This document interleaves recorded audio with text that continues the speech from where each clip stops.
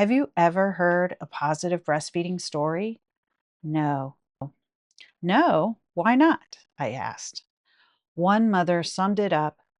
You can't tell your positive story or you will get shade. It's socially not okay to tell a good breastfeeding story because people feel judged and they will hate you for it, especially on the internet. Welcome to Rumina's Story Hour, the Positive Breastfeeding Podcast. I'm your host, Cary York. I'm an artist, an RN, and an IBCLC lactation consultant.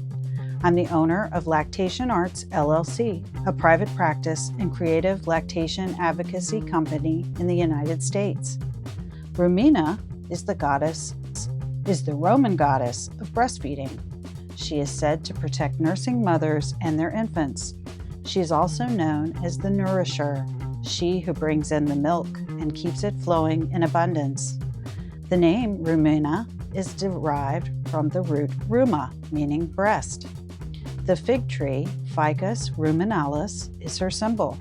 It is this fig tree on the bank of the Tiber that caught the basket containing the twins Romulus and Remus, the founders of Rome. She is associated or said to have sent the she-wolf who nursed them, saving their lives. On this site, at the foot of the Palatine Hill, is where they would later build the great city. In ancient Rome, worshippers brought milk, not wine, as an offering to her shrine during the festival of Lupercalia. This podcast is a living oral history of positive breastfeeding stories. All who wish to hear about the challenges and successes of breastfeeding, breast milk feeding, and chest feeding are welcome here. If you do not believe you would benefit from listening to positive, successful stories of others for any reason, please do not listen further. We respect the individual choices of all, and this may not be for you. We wish you well on your path. For those that listen on, this podcast and these stories are simply the experience and opinions who gave them. Take from these stories what inspires you and leave the rest. We seek to honor all who choose to feed infants human milk in whole or in part, directly from the breast or expressed. The podcast welcomes families from all backgrounds, ages, race, genders, sexual orientation, and ability. We often describe women breastfeeding, but recognize that not all who lactate identify as women or identify with breastfeeding. Some may chest feed or use other descriptive language. We welcome all who choose to nourish their young with human milk. In the coming weeks, we'll hear from individuals who are nursing now, have just weaned, or nursed long ago. Today, I'm going to share the story behind starting this podcast. Now, I'm a bit of a hippie, but I'm not that old. I belong squarely in Generation X. I was born in 1969, which was hippie mama prime time, but I was not born to a hippie mom. She did breastfeed me, and my grandmother nursed her, and back in time, we came from a breastfeeding lineage and tradition. That said, I grew up with positive messaging and believed I could do it. My grandmother proudly would exclaim that she had so much milk that she fed every baby in the NICU. That was in 1945. A child of the Depression, she never threw anything away, and I still remember the little bicycle-shaped pump that they used to collect her milk that she kept stored under the cabinet in the bathroom just in case somebody needed it someday. So breastfeeding was normalized in my family, a fact of life, something natural. I cannot credit this enough for shaping my confidence. When young girls grow up knowing about breastfeeding and having positive messaging, it makes an impact. So does negative messaging and the lack of exposure. If we lived in an open breastfeeding culture where women freely felt that they could publicly nurse without shame, it would have a resounding generational impact. So back to the age of Aquarius. I learned the most about birth and breastfeeding from real hippies. Those big sisters like my own midwife, Nancy, my doula, Therese, and my by reading fabulous affirming books like Birthing from Within by Pam England and Rob Horowitz, the Attachment Parenting book by William and Martha Sears, and of course, all of Ina May Gaskin's books. I went to nursing school with the intent of becoming a nurse midwife and ultimately found a home in lactation consulting. In October of the year 2000, my first day on the job as a labor and delivery nurse changed my outlook forever. I saw my first latched and I was hooked. I became that nurse with the knack for assisting with latching and started teaching breastfeeding classes, and eventually nursed my own kids. I faced the standard challenges, latch issues, supply concerns, mastitis, thrush. I cried and I felt insecure, and I felt like I wasn't good enough for these beautiful babies that were now my responsibility. I pumped at work and I was a just enougher, only ever having a day's worth of extra milk frozen. But I had the support of women who had already done it, and I succeeded in nursing them both for about 2.5 years each. I recognize that I'm privileged here and that my barriers were actually few. My education on the subject was high, and like I mentioned before, it was a family tradition. When people told me I could do it, I believed them. And I mean this literally. I had no cause not to trust them.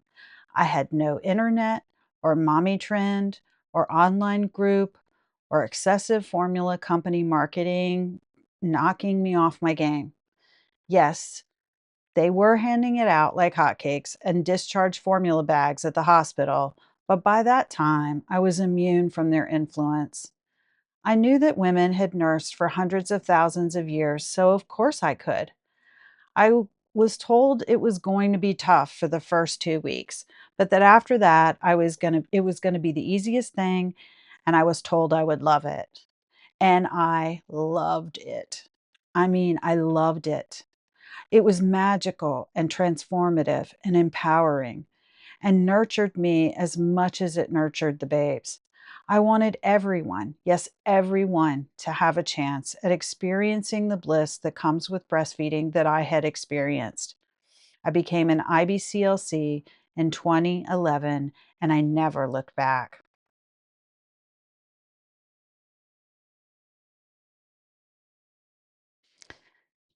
Now, for the first 5 to 10 years of consulting, breastfeeding was in a renaissance.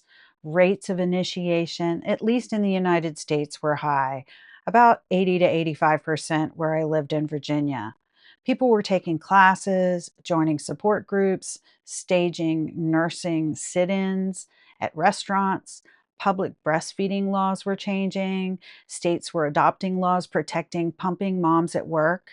Under the Affordable Care Act, insurance companies started paying for IBCLC care as preventative care.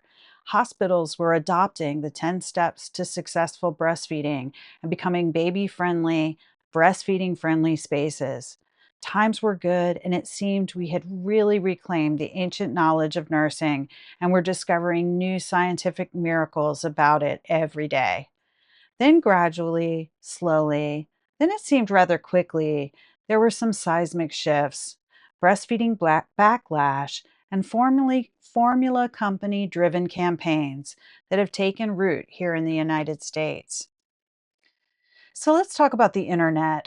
That wild west, untamed wilderness, both full of promise and now riddled with disinformation and hardcore marketing.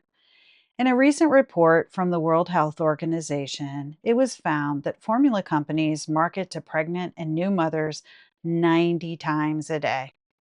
Let's say that again, 90 times a day. And much of it is unbranded, hidden in mom groups, or it's openly touted by celebrity spokespersons. And companies continue to drop formula on your doorstep, on and on. And sadly, now insurance companies are dropping IBCLC care. Major insurance companies are directly sidestepping the clear intent of the Affordable Care Act. It's cynical, unethical, and detrimental to the health of women and children, and they know it, but they don't care.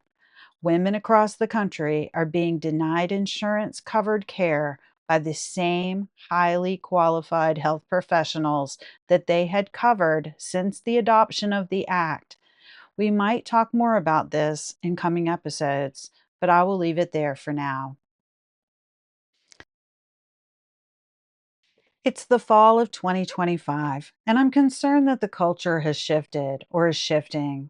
Now, I looked at the data on the CDC breastfeeding report card before recording this, and I'm seeing that in 2022, in the United States, infants ever breastfed was about 85.7%. Exclusive breastfeeding at 3 months drops to 47%, and exclusive breastfeeding at 6 months drops to 27%. This data appears from 2015 to 2022 to be relatively flat, with a slight uptick at 3 and 6 months during the formula shortage in 2022. The data for women of color is significantly lower in the United States. Universally, women want to breastfeed, and then there's a steep decline. This happens for a myriad of reasons, and this hard data doesn't come close to telling the entire story. I started seeing the anxiety grow with the rise of social media. I started having more and more new moms saying the same things. I don't think I can make enough. I won't make enough. My friend didn't make enough. How soon can I pump so he can give a bottle? It sounds miserable. I don't want the baby to use me as a pacifier. I have to work, so I'm not going to try. I'll just pump so it'll be easier, and on and on. All of this coming from first time moms who were tearful and traumatized at their prenatal visits. Each is convinced that she won't make enough. Each believes this mountain of breastfeeding is too high to climb. People are desperately turning to the idea of exclusive pumping as the only viable way to imagine being successful. Very few believe in themselves, their bodies, their ability to do it, and my heart started breaking. Whether the number of women who physiologically cannot make enough milk is less than 1%, as I was originally taught, 5%, or as high as 10%, is a hot topic of research and debate, but it is clearly not 50%, 60%, or 90%, as current American culture perceptions would have us believe. We simply would not have survived as a species if that were true. Now, it is true, according to medical anthropologist and lactation consultant Crystal Cooper, a PhD in IBCLC working in Chicago, that I heard speaking at a conference last year. She stated that in all cultures, women have breastfeeding anxiety. This is not unique to this time or place. It is natural to be concerned about the baby getting enough to eat, our ability to succeed, the stress of learning a new skill with another individual, all with soaring hormones and sleep deprivation. But the influx of anxiety seemed greater to me, and I began to ask this simple question. Have you ever heard a positive breastfeeding story? No. To the mothers who I worked with who had positive stories, do you ever tell it? No. No? Why not? I asked. One mother summed it up. You can't tell your positive story or you will get shade. It's socially not okay to tell a good breastfeeding story because people feel judged and they will hate you for it, especially on the internet. So my jaw dropped because that's just objectively illogical. How is anyone supposed to believe in their ability if no one is allowed to talk about how they made it to their goal? I dove deeper into thinking about it, and I have developed some opinions. Everyone will face barriers when trying to breastfeed. For starters, let's look at bias. Every person, including myself, has bias. We are passionate about a subject based on any number of reasons: scientific evidence, our experience working within a given field of expertise, our own beliefs, our culture or religion, our given role within the greater global patriarchy, our community, family, partners, and our own personal identity and experiences. Everyone, everywhere, approaches problem solving with their own background playing a role. So, on any subject, we view it through our own lens and consider its merits and draw conclusions. Legitimate science is free from bias, holds up to peer review, and is based on factual data. Healthcare workers have a duty to consider their own bias and set it aside when caring for the public. In the case of how to feed babies and rear children, passions run pretty high, even amongst healthcare workers, regardless of what the data show. I mentioned before that my desire that everyone have the opportunity to nurse blissfully. This is based on my knowledge of the benefits of breastfeeding, but it's also based on my personal experience. People tend to have strong opinions about the way they did it and want others to do it that way too. Have a child, and you realize really quickly that everyone has an opinion about how you should feed, console, diaper, sleep, educate, discipline them, and so on. When working with families, I recognize that everyone doesn't want what I want, come from the same place, have the same values or needs. I strive to point out when I'm relaying a fact or when I'm relaying my opinion. But my personal opinion is rarely offered in practice unless I'm asked. I seek to consult without bias, even though my bias is that if I could wave my magic wand and have everyone on the planet blissfully breastfeeding without barriers, I would, but never against the will of anyone. Not everyone can. There are medical contraindications, and not everybody wants to. There are legitimate reasons. Not every baby can. Some are born prematurely and have other challenges. And occasionally, babies don't want to for reasons of their own. There are so many reasons women feel judged when navigating the strenuous path of parenting. So, the following is a laundry list of mixed facts, barriers, and opinions about why she feels judged and overwhelmed. It's not an exhaustive list. Women do not live in a monoculture, and I don't speak for everyone. After listening to the list, consider the challenges that she faces just trying to feed her baby. It's no surprise that women are angry and defensive and forging their own paths to happiness. Who can blame her? But some do, and it needs to stop. She needs respect, and there's no room for blame, shame, or comparative competition. That it is, and the mommy wars were started in boardrooms by people who don't give birth and cannot nurse. People who are driven by profit to divide, control, and conquer, and I see where they are winning. This speaks to a larger unmet need in support of women in childbirth and beyond. It speaks to growing rates of postpartum depression, of equitable care for all mothers. It speaks to ignored grief of people surviving in a larger system and culture that fails to care for half of its citizens. It speaks to the rights of individuals to make informed choices and have evidence based information to do so. It speaks to a failure of the society to psychologically support itself as it brings young into the world.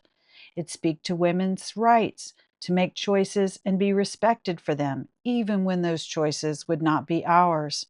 It speaks to the silencing of sexual abuse survivors, the impact that such abuse has on sexual and reproductive health. It speaks volumes that we can show all but the nipple at a Super Bowl halftime show, but a woman doesn't dare flash anyone when trying to feed her baby.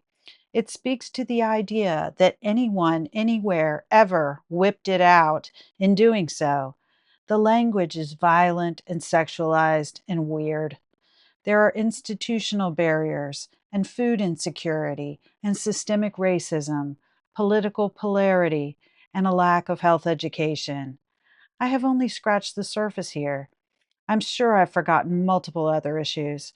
And while I'm at it, no lactation consultants are against feeding babies breast milk alternatives when there are no other options. When a baby doesn't have access to their own mother's milk, donor milk, or fortified donor milk, or if the mother truly doesn't want to nurse or cannot nurse for any reason, I've never met a single consultant who would rather see a baby starve than give formula. These are false narratives that have big money behind them. What I've seen is there are as many ways to separate babes from breast as there are babes and breasts. I sat on this for like a year or two, disillusioned and burnt out. I felt like Sisyphus pushing the boulder up the hill, only to have the entire internet and culture pushing it back down on me. I'm a sensitive person, so I thought, there's no way I can do this. No way to host a positive breastfeeding story podcast because they will eat me and the storytellers alive. And I want to protect these women. And despite many concerns and opinions I just relayed from my soapbox, I don't have the energy to engage in any argument or fake face backlash, nor do I want to be harshly criticized or judged either. Like all these new moms, I'm afraid to try. I hid from this for a really long time. But then, as time went on and my clients grew, I started talking to them about the idea. First, I thought, if not publicly, can we at least record their stories and can they listen to each other while nursing and will that help? Then I thought, what if I include a trigger warning and be as inclusive and kind as I can be? But none of this may protect me and the storytellers from backlash. We can't control it all, but we don't welcome it. We ask that if you don't have something nice to say, please move on. And this isn't for you, that's cool. And with that decision, and backed by some of the most amazing superhero women I know, Rumina's Story Hour was born. This is a positive breastfeeding podcast. We are unapologetic about our positivity. I literally cannot function without it. I believe in functional optimism rather than toxic positivity. After years of grief in the wake of a family tragedy, I lay in my bed streaming Broadway HD and stumbled into watching the creative musical Ernest Shackleton Loves Me, written by Joe DiPietro and Valerie Vigoda, who also stars as the lead, along with Wade McCullum as the polar explorer. I highly recommend this as a fun pick-me-up for anyone who's feeling low. I had to know more and then discovered the documentary of Endurance. My love for Ernest Shackleton was sealed. In his attempt to reach the South Pole, the ship became frozen in ice, and through unbelievable odds and nearly a year of starvation and suffering, spoiler alert, the entire crew survived. He credits optimism as the reason. As the leader of the expedition, if he had not believed they would make it, they wouldn't either. I made his quote, "Optimism is true moral courage," into a sticker, and I post it everywhere I can. So, like my hero Ernest and my childhood hero Pollyanna, I choose to play the glad game, to find the silver lining, and to see the glass half full. I respect that not everyone is in that place. I spent years not in that place. People who are grieving the loss of a loved one, an opportunity, or an unmet goal need a safe place to process that grief without feeling the sting of listening to those who made it to their victory. I respect that. Again, please stop listening if you find yourself feeling that way. Reach out to your OB, midwife, mental health professional, or caring friend if you need help processing your feelings. I know what that is like. I met my breastfeeding goals, but my kids and I have had other challenges that other moms didn't have. It's hard to listen and be happy when you did your best and it just didn't happen that way for you. I wish you every happiness. Rumina's Story Hour, the Positive Breastfeeding Podcast, is a production of Lactation Arts LLC, copyright 2025, Cary, York, all rights reserved. Rumina's Story Hour, Cary, York, RN, IBCLC, and Lactation Arts LLC, in hosting this podcast, inform you that this is for informational and entertainment purposes only and is not a substitute for professional medical advice, diagnosis, or treatment. I am a nurse and lactation consultant, but I'm not your consultant unless you have signed the legal paperwork and we have an established agreement. If you are struggling with your own health or your child's health, seek help from your doctor, pediatrician, midwife, or lactation consultant today. In the case of an emergency, stop listening and call 911. We respect the choices and paths of all individuals. We promote the fine art and lactation practice of Cary York and Lactation Arts LLC, but are not affiliated with any other company and have no other conflicts of interest to declare.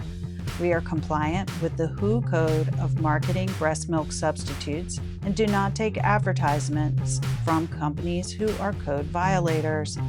You can learn more about the art that Cary makes at caryyork.com. Follow me on Instagram at Cary York, CARYYORK _ or purchase art from my Etsy shop, Cary York, CARYYORK@etsy.com. My private lactation practice is found at lactationarts.com. Thank you for listening and welcome to our community.